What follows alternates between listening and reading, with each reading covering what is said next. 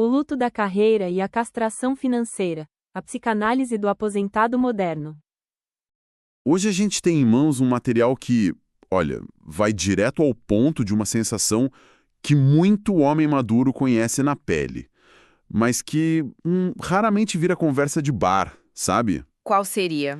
É aquele sentimento de estar com um motor V8 roncando por dentro, sabe? No auge da potência, mas aí você olha para o painel e o ponteiro do combustível está lá embaixo, na reserva. Exato. E o tema que é importante dizer não é envelhecer, não é sobre o motor falhar. Não de jeito nenhum. Pelo contrário, é sobre ter uma máquina potente, um carro esportivo clássico, afinado, pronto para a estrada, mas estar de alguma forma impedido de acelerar. É isso. O que a gente vai analisar hoje é justamente essa frustração. A que nasce quando se tem potência para cruzar continentes, mas o combustível que o sistema te dá mal serve para dar umas voltas no quarteirão. Perfeito. Então, vamos direto ao ponto. A gente sabe que, para o homem, o trabalho é quase um espelho. É ali que ele mede o próprio valor, a competência, né? O que acontece na psique desse cara quando, com a aposentadoria, esse espelho se quebra? O que acontece é um curto-circuito na identidade.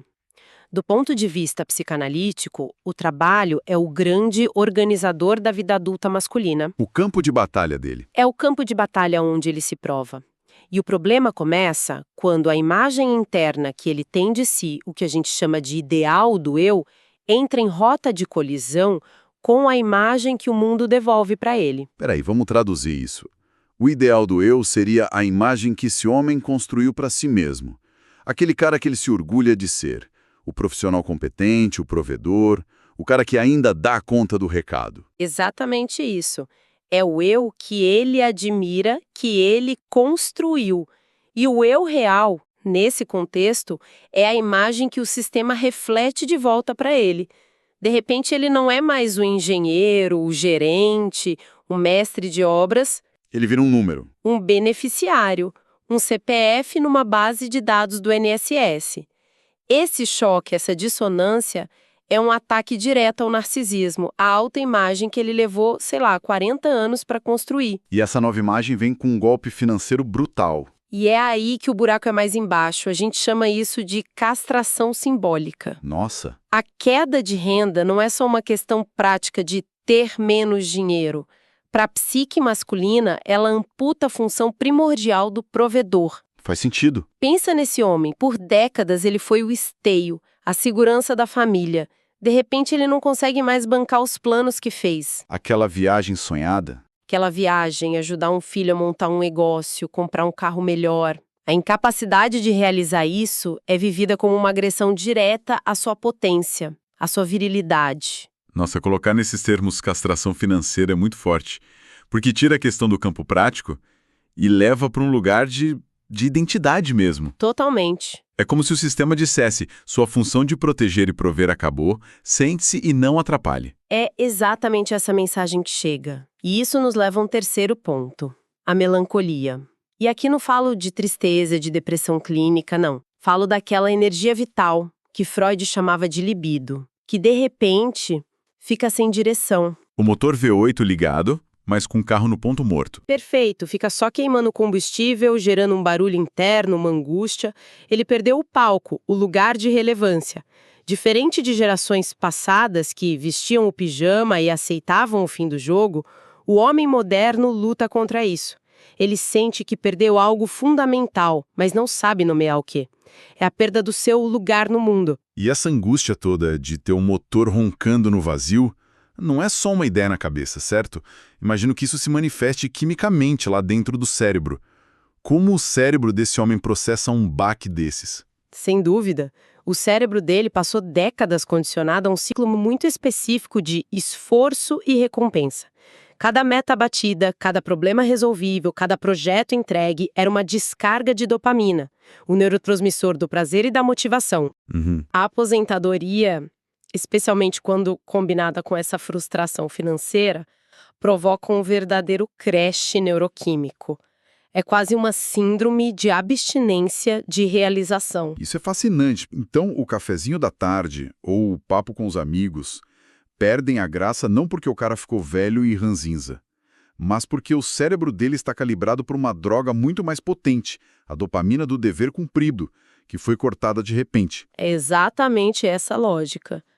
O cérebro fica esperando a grande recompensa que viria ao fechar um contrato, mas a maior conquista do dia passa a ser pagar uma conta no prazo. Nossa. O sistema de recompensa fica todo desregulado.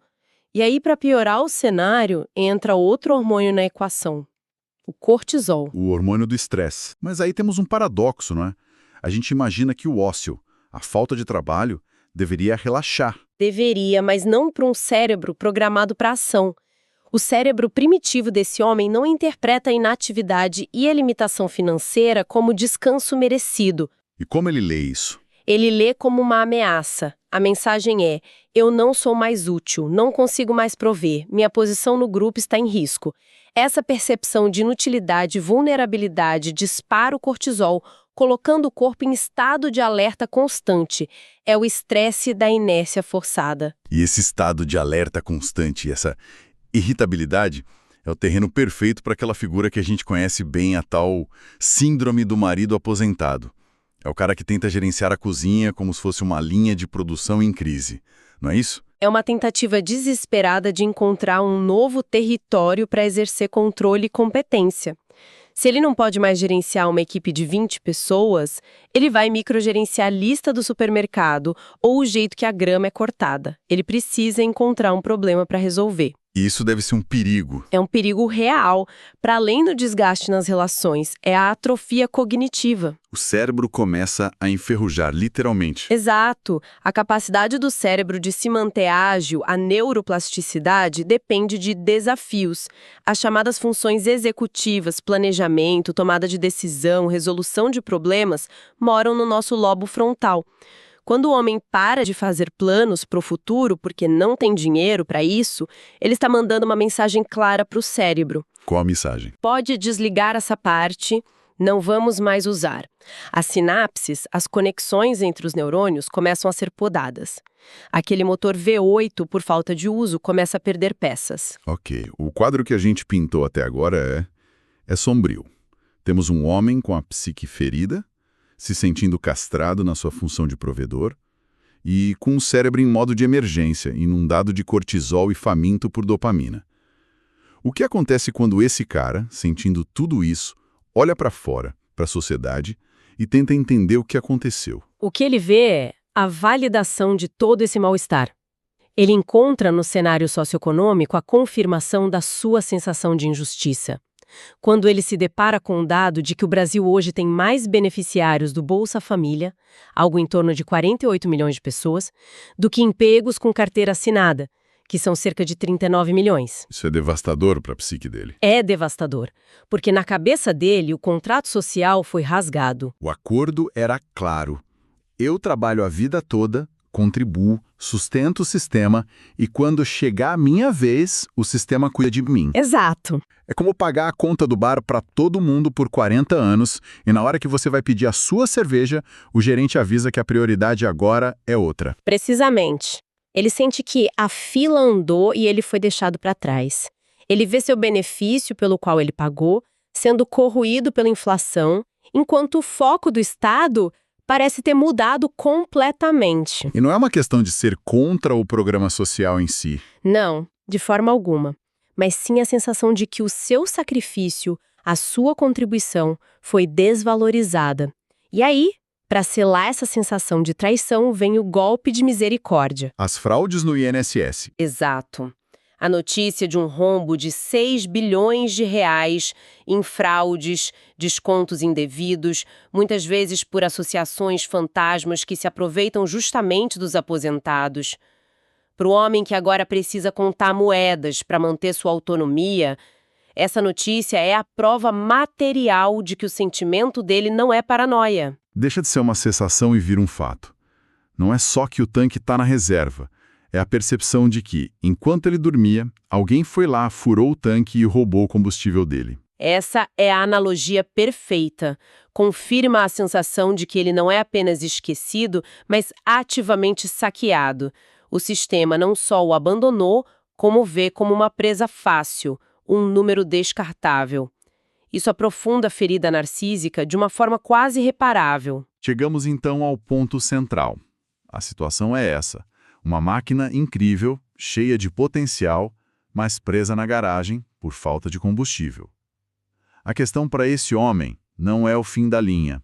Então, qual é a saída? Vende-se o carro por peças? De forma alguma. A saída não é simples, mas ela existe. E reside num conceito psicanalítico poderoso: a sublimação. Sublimação? Se o sistema financeiro bloqueou a estrada principal, é preciso encontrar estradas alternativas. Pense naquela energia toda, naquela vontade de fazer como a água de uma represa.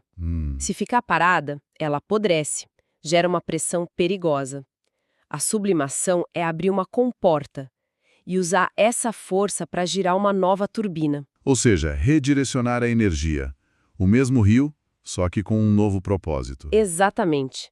A chave é fazer uma transição consciente. Sair de uma vida focada em produtividade medida em dinheiro e cargos para uma vida focada em significância. Deixar de acumular para impactar. Isso. Não se trata mais de acumular, mas de impactar. E como se faz isso na prática? Onde ele encontra essa nova turbina? Uma das formas mais potentes é assumir o papel de mentor, o sábio da tribo. Aquele que, com a experiência de uma vida inteira de estradas, acertos e erros, pode guiar os mais jovens. Ao ensinar, ao aconselhar, ao compartilhar seu conhecimento, ele recupera a autoridade simbólica que perdeu. A função paterna. Ele volta a exercer a função paterna num sentido mais amplo, não só para a família, mas para a comunidade. E isso gera novas fontes de dopamina. Ele se sente útil e relevante de novo, não pelo crachá que usava, mas pela sabedoria que acumulou. E é uma dopamina de alta qualidade, porque vem do crescimento do outro. Ele percebe que o seu valor real não estava no cargo que ele ocupou, mas na jornada que o levou até ali. O homem de 60 a 70 anos não está no fim, ele está no começo de uma nova etapa, que exige uma reprogramação do seu software mental para dar conta de um hardware que ainda quer e pode acelerar muito.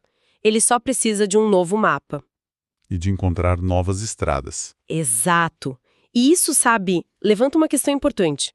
Se o combustível foi limitado por forças externas, quais são as estradas alternativas e os atalhos que só a experiência de uma vida inteira pode revelar?